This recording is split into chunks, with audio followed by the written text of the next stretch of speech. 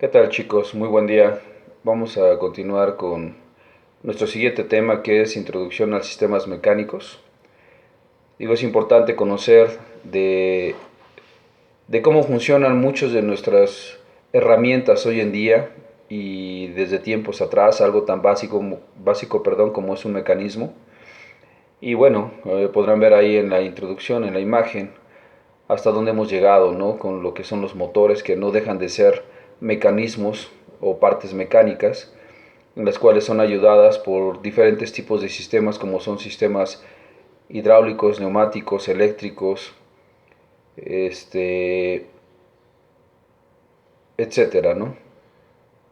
Ok. En esta introducción nos dice que el concepto de mecanismo tiene un origen en el término latino de mecanismi, que se refiere a su totalidad de forma de los diversos componentes de una maquinaria y que se hallan en la disposición propicia para su adecuado funcionamiento. En las máquinas se llama mecanismo a la agrupación de componentes que son móviles y se encuentran vinculados entre sí a través de diversas clases de uniones.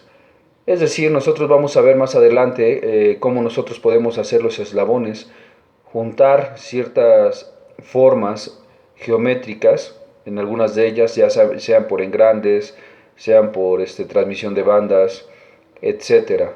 Pero al final un mecanismo es eso, es la agrupación que está vinculada para generar algún movimiento, ¿sale? Digo aquí en algunos ejemplos, como nosotros tenemos, que son los engranes de diferente medida, algunos de ellos nos sirven para aumentar o reducir la velocidad o simple y exclusivamente para transmitir una potencia y esta potencia se transmita a algún eje que genere alguna acción, ya sea de alguna maquinaria agrícola, algún motor, algo que tenga que generar algún movimiento o alguna acción. Para que algún mecanismo sea considerado como tal, es necesario que se encuentre formado por una serie de componentes. ¿Ok? Ya les mencionaba hace rato lo que es un eslabón. El eslabón es un elemento rígido que transmite el movimiento de un lugar a otro, fundamentalmente para que el mecanismo se active. El nodo es la unión que hace o se ejecuta entre dos eslabones. ¿Esto para qué? Pues obviamente para mantener el movimiento entre ambos. Una junta, o mejor conocida como un par cinemático, permite que el eslabón y el nodo funcionen correctamente, indicando la unión entre los diferentes eslabones como parte de un todo. Si se dan cuenta, tenemos tres cosas importantes aquí de una serie de componentes para un mecanismo, que es el eslabón, el nodo, la junta, que funciona como mi par cinemático. Es importante que esto se lo graben, chicos.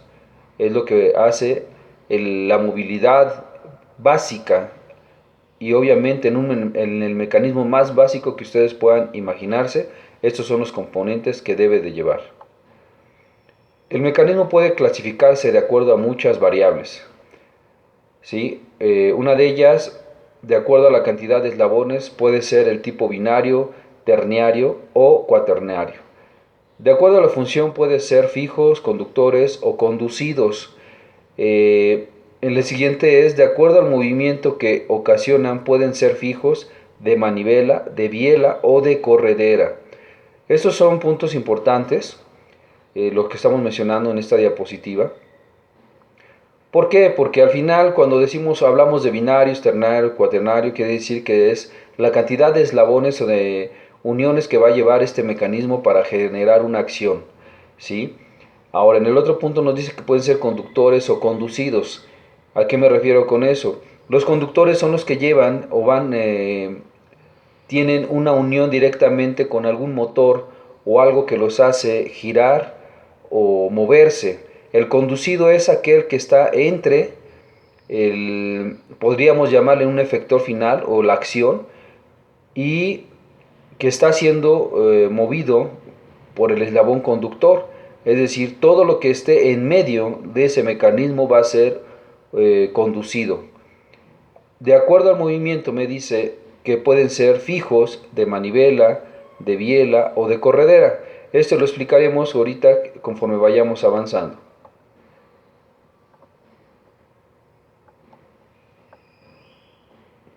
Ok, aquí en los conceptos fundamentales de las máquinas y mecanismos, nos dice que son aparatos que reducen el esfuerzo necesario para realizar un trabajo. Eso es algo que nosotros ya sabemos. Hoy en día lo que ha venido a sustituir gran demanda de la parte humana en las industrias, sin duda son los robots. ¿Por qué? Porque al final tenemos y hemos tenido ya maquinaria que nos ayuda tal cual como herramienta de trabajo. El robot es una herramienta de trabajo, pero que también está satisfaciendo muchas de las necesidades de la industria que antes tenía que contratar a muchos operadores. Digo, esto es bueno, pero sabemos perfectamente que esto a lo largo puede llegarnos a afectar, si no es que ya nos afecta, porque nos quita mucha generación de empleos. Pero al final no deja de ser un invento, algo muy propositivo y que nos de gran ayuda para el ser humano. Los elementos de una máquina pueden ser muy simple o muy compleja, sin embargo en la mayoría de ellas podemos encontrar los mismos elementos. Aquí tenemos la imagen de un robot donde a simple vista se puede ver varias movimientos, pero internamente no los vemos. Si nosotros sacamos un cuerpo o un diagrama de cuerpo libre de los movimientos de este robot, nos daríamos cuenta la cantidad de eslabones y de ejes conectados en sí para que este robot pueda tener movimiento. Obviamente estos movimientos son por motores eléctricos. Solamente el efector final se le llama a la acción final, es decir, si ustedes pueden darse cuenta en esta parte, aquí nosotros vemos que es un robot por medio de una soldadura MIG. Hay otros que tienen un efector distinto, como es el de tomar cosas, vidrios, puertas, etcétera. La estructura es el conjunto de elementos que protege el resto de los componentes de la maquinaria, es decir, muchos lo conocemos como la guarda, ¿no? La guarda de una transmisión para que alguien no pueda meter la mano, se pueda accidentar, o simplemente de protección hacia algún golpe, ¿sí? Y obviamente esto al hacerlo también genera en el diseño una estética, ¿ok?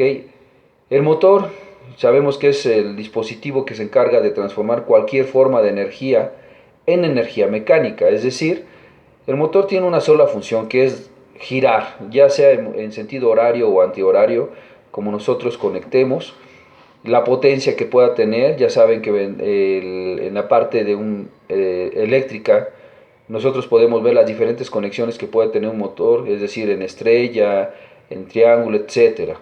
Eso nos da y nos determina la potencia de un motor. Ok, entonces el motor tal cual nos genera una fuerza.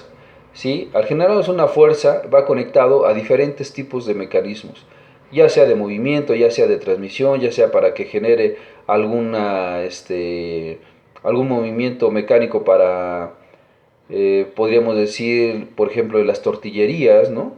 Hace que se mueva una banda transportadora, etcétera. Mecanismos son los elementos que se ocupan para transmitir y transformar la fuerza y los movimientos. Como ya lo estaba mencionando, el ejemplo que les puse de la banda transportadora, en donde van las tortillas, ahí hay algo importante, ¿no? Porque ahí se transforma la fuerza del motor a un mecanismo que hace mover una cama de metal que a su vez está siendo calentada. ¿Para qué? Para que tenga una cocción la masa y genere el cocimiento de nuestra tortilla. Entonces, es importante, no es tan complicado generar ese tipo de maquinarias, pero eso es un mecanismo. Circuitos, los circuitos son componentes que nos ayudan para transportar una materia, energía de un lugar a otro en la máquina. Es decir, todo lo que nosotros va conectado. Un circuito no solamente tiene que ser eléctrico, ¿sí? Nosotros podemos llamarle a un circuito a, un, a una cierta área en donde va funcionando, va trabajando cierto elemento, cierto producto. Nosotros lo podemos mencionar como un proceso, ¿sí? Por ejemplo, para que entendamos un poquito a qué me refiero, un circuito de carreras, sabemos perfectamente que tiene un principio y un final y al final se conectan uno con el otro, ¿no? y es de esa manera sigue dando vueltas siempre, ¿no? A eso me refiero con un circuito, ¿no? No simplemente lo veamos como un circuito eléctrico. En este caso, bueno, los circuitos estamos hablando de los componentes que ayudan a que el motor encienda, a que la estructura se mueva y los mecanismos hagan su función. Los actuadores, los actuadores, como ya les dije, es el efector final, es decir, por qué y para qué está hecho esta máquina o este mecanismo. ¿Qué es lo que voy a lograr si yo hago un mecanismo? ¿Cuántos eslabones va a tener? ¿Por qué ese motor? Es decir, ¿por qué esa potencia? Si es grande, pequeño, qué revoluciones, qué circuitos van a llevar, si va a ser encendido, apagado, un sensor, etcétera. Esos son los actuadores. El actuador final, pues, como ya se los decía, puede ser de soldadura, puede ser de que mueva algo o cierres, solde, etcétera. Dispositivos de mando, regulación y control. Bueno, aquí es la parte que gobierna nuestro mecanismo, es decir, parecido a lo que viene siendo el circuito, solamente que el circuito hablamos podemos ir ahí del cableado que vamos a ocupar. Y recuerden que el cableado es importante porque de acuerdo a la potencia o a la energía conducida en él, es el calibre que nosotros ocupamos para evitar que se funda, se sobrecaliente el cable, tal cual así, el material, y se pueda fundir y generar algún corto. Eso generaría un problema, ¿sí? Entonces, aquí nosotros tenemos lo que son dispositivos de mando, regulación y control, ¿sí? De esta manera, nosotros podemos diseñar y ponerle límites a ese mecanismo. Es decir, ¿en qué son los límites? Mando, regulación y control. Es decir, que no vaya a generar algún problema de mayor fuerza, que cuando una persona pueda meter la mano en un lugar indebido, nosotros podamos poner un sensor de paro para seguridad del mismo. La regulación, que no podemos sobrepasar cierta velocidad o cierto movimiento en un proceso, en un circuito, ¿sí? De esa manera son los dispositivos que ahí mencionamos. Circuitos hidráulicos y neumáticos, bueno, pues aquí depende mucho el cómo se mueva. Es decir, tenemos un motor. El motor puede ser totalmente moviendo el sistema o líquido hidráulico, ¿sí? O el líquido, perdón, el flujo neumático. Esa va a ser la función de nuestro motor. Ahora, los efectores, las conducciones o circuitos que va a llevar nuestro mecanismo, en este caso, va a ser movido por aire, es decir, neumático, o hidráulico, es decir, por aceite. Recordemos que las presiones hidráulicas son muy potentes. ¿Qué vemos en este tipo o qué ejemplo podemos ver en esto? Bueno, pues tan fácil como son las prensas, ¿no? Las prensas son hidráulicas en su mayoría cuando tenemos que hacer algún torque de fuerza mayor, como para hacer las puertas de los automóviles. Entonces, los circuitos hidráulicos son ocupados ahí. Los circuitos neumáticos, por ejemplo, se ocupan mucho en empresas. Por ejemplo, yo tuve la fortuna de conocer una empresa que se llama Walker Automotive Técnico, donde hacían los mofles de los autos para Volkswagen, Nissan, Chevrolet, Chrysler, Ford. Y el doblado del tubo era por medio de unos dados que tenían la forma, obviamente, programados para darle la forma del escape. ¿Sí? Los escapes que tienen los automóviles, ¿sí? Ya tenían un diseño y la máquina estaba programada para hacer esos dobleces. Los dados funcionaban, o al momento de hacer el giro para hacer el doblez, funcionaban de manera neumática, ¿sale?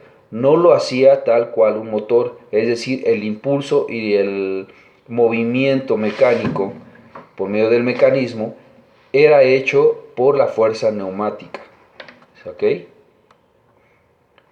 Clasificación de las máquinas y mecanismos. Bueno, pues aquí tenemos unos pequeños dibujos donde nosotros, si dan cuenta en esta parte, tenemos nuestras ruedas. El color se sobreentiende que podría ser de madera, ¿sí? Eh, si se dan cuenta, las transmisiones casi siempre han sido en su mayoría por bandas. Alguien que ocupa demasiado esto y sin saber qué es exactamente un mecanismo, simplemente lo hacen por necesidad, pues son los maestros albañiles, ¿no? Los maestros albañiles que a lo mejor en su momento aprendieron, ocupan sus carretillas, ¿sí? Sus poleas, cuerdas, tablas. ¿Para qué? Para hacer sus propios mecanismos o herramientas de ayuda. Nosotros tenemos hoy en día lo que viene siendo mecanismos metálicos, ¿sí? Transmisiones por banda, por cadena.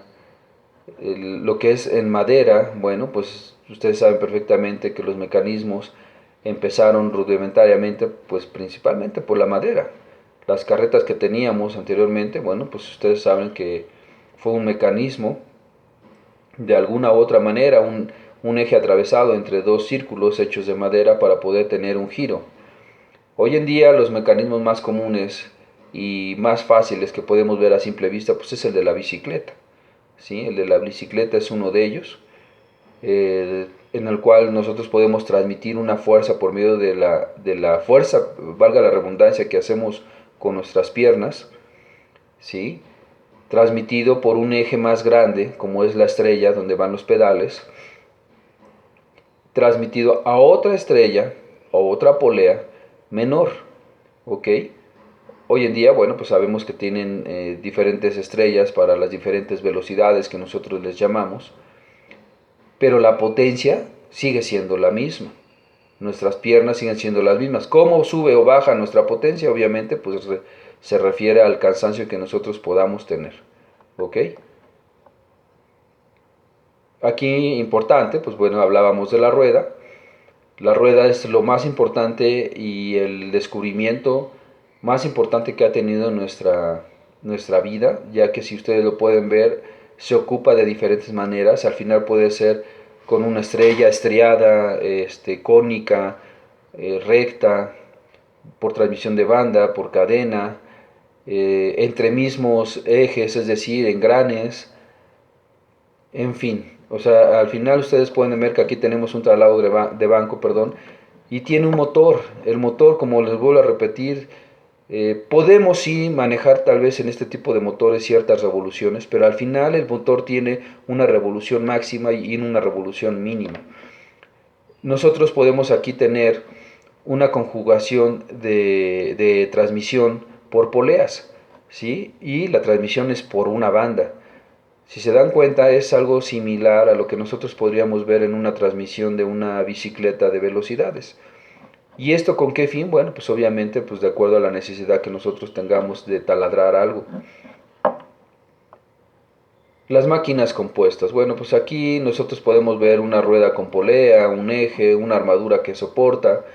Todo eso es importante, ¿no? Obviamente el cable de tensión, ustedes se pueden preguntar, bueno, ¿por qué un cable de acero tiene tantos hilitos? Bueno, cada hilito tiene y está medido de acuerdo a como los ejercicios que hicimos. Nosotros podíamos hacer una medición de un cable acerado, solamente un hilo, para ver cuánto soporta a tensión ese hilito. Ok, entonces dicen que unidos hacen la fuerza. Ok, entonces imagínense ese par trenzado, esas cuerdas aceradas con cantidad de hilos que soportan. Tal vez uno ha de soportar, por decir algo, no digo que sea así, unos 40 kilos. Ahora súmele a eso que esa cuerda o ese cable lleva alrededor de unos 3000 hilos de ese tipo. Si nosotros sumamos, obviamente tenemos que saber la carga que va a tener la polea, la estructura, el gancho, para que cargue, ¿sí? Entonces es importante, aquí por eso tenemos aquí una combinación simple de varios accesorios. Al final esto no pareciera, pero al final es un mecanismo. ¿Por qué? Porque al final tengo una polea, algo que me va a ayudar a subir, a cargar algo tan pesado que pueda soportarlo. Las máquinas simples, bueno, pues nosotros aquí hablamos de la antigüedad, ¿no? Lo que viene siendo nuestros martillos. Podríamos decirlo que es una herramienta solamente, pero al final nosotros lo ocupamos como un mecanismo, perdón, ¿sí? Un mecanismo de herramienta. Nos dimos a la tarea de hacer que uniones. Si se dan cuenta, en la primera mano solamente es la vil piedra con nuestra mano, que podríamos llamarlo que es un eslabón tomando un efector final. En la segunda, pues es la mano ya agarrado de un pequeño, una vara en la cual soporta tal vez la misma piedra, pero esta a su vez ya está amarrada. Entonces estamos generando ahí unos eslabones. En la siguiente, bueno, parece ser que ya es un marro, es decir, puede ser ya una pieza acerada con un mango de madera. Y en el último, ya nosotros le dimos una forma específica al martillo. Este martillo que se ve aquí en el último es un martillo de golpe que comúnmente se ocupa mucho en la hojalatería. Entonces nosotros ya estamos ahí rediseñando todo lo que al inicio lo vimos como una muy buena herramienta. Por eso se le llama que son máquinas simples. La palanca. Bueno, nosotros sabemos que la báscula es algo tan importante que nos ha venido a revolucionar y ayudar en muchísimos de nuestras actividades, sobre todo en lo que son en la parte de obtener algún insumo, ¿sí? De parte de comprar pues, los mercados, todo lo que se llame venta, pues tenemos siempre un peso, ¿no? Algo que va pesado y algo que va lleva un precio de acuerdo a ese peso. Nosotros tenemos aquí, a esto se le llama una palanca, ¿sí? La palanca es nuestra pesa, nuestra balanza, en lo cual nosotros podemos determinar un peso, ¿sí? Y si se dan cuenta, pues tiene un eslabón, un gancho, una corredera que viene siendo nuestra pesa, y bueno, esta a su vez tiene una graduación en la cual nos indica el peso. El plano inclinado, bueno, pues aquí es una herramienta, ¿no? Una herramienta tal cual, saliendo un poco del esquema de mecanismo, esto lo quise mencionar, porque al final son herramientas que nos han servido, ¿no? Esta simplemente es un efector final de algo que nosotros ya sabemos, perdón, que es un taladro. Esta broca, tal cual, tiene una forma muy parecida a lo que vienen siendo las herramientas de corte para un CNC, es decir, herramientas de corte para fresar o maquinar. Esta también es una herramienta de corte, pero solamente para hacer perforaciones. En este caso, por la punta que nosotros vemos aquí, es una broca para madera. ¿Ok? Ahí ustedes pueden determinar, no solamente con llegar a la ferretería y decir, oye, me traes una broca, perdón, para madera, metal, concreto, etcétera. Pueden pedirlas así y verán que las puntas son totalmente distintas. Mecanismos. Aquí vamos a detener esta parte.